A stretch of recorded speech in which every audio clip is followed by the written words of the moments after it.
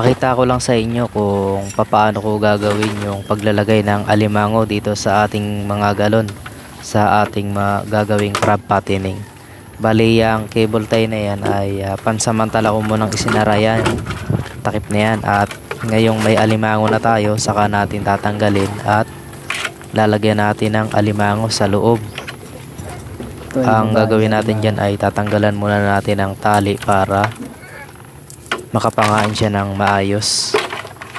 Ayan, dali isa lang yung ilalagay ko dyan at saka natin tatakpan at saka natin ulit ibabalik yung cable tie. Bali 4 na piraso yan.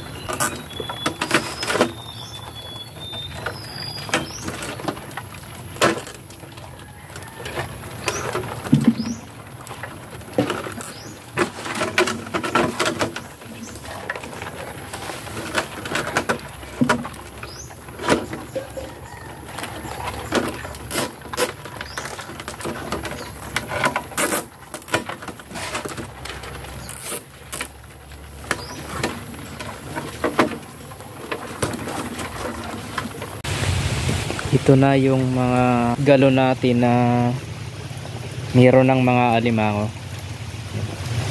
Bali 18 yung galon na yan. Ang ginawa ko, merong dalawa magkasama, pero hindi ko tinanggalan ng tali. Kahit naman may tali sila ay makakapangain pa naman sila at hindi naman sila agad mamamatay kasi nga pula yung alimango, yung matibay ang buhay. 18 yan. Inoobserba natin sa loob ng 2 linggo.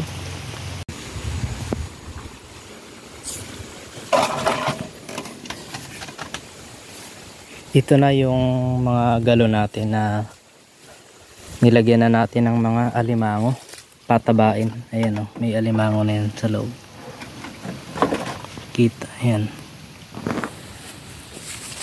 Diyan natin patatabain yung alimango natin. At nilagyan ko na rin siya ng kawayan. Kasi kahapon nilagay ko to doon sa pispan. Nakalubog. Hindi natin mapakain ng maayos yung alimango kapag nakalubog. Kaya ang ginawa natin, nilagyan natin ng kawayan para hindi lulubog. Ito lang yung lutang part na to.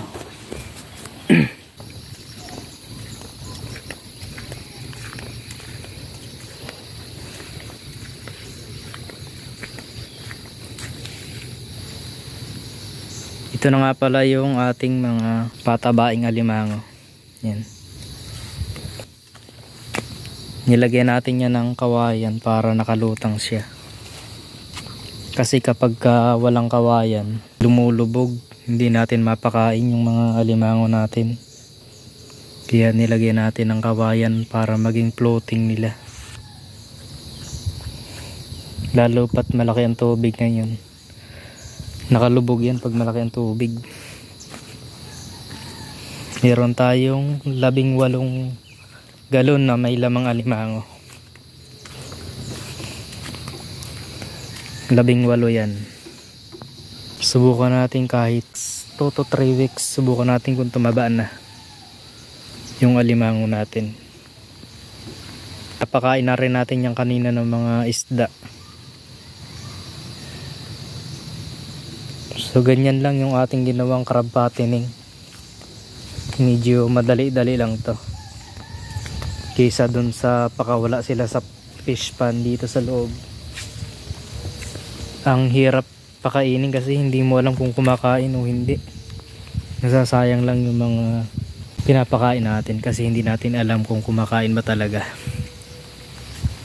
Kaya ang ginawa natin ngayon ay crab pattening sa galon.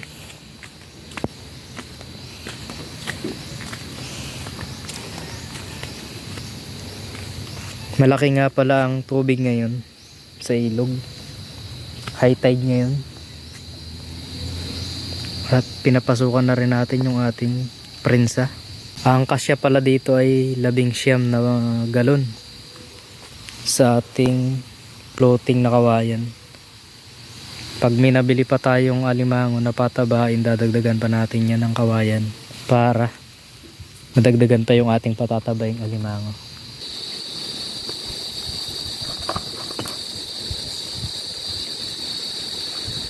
Kinakain niya yung isda binigay natin, oh. Ito yung isda.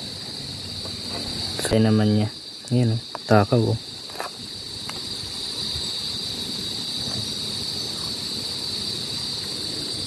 Puso na agad, oh.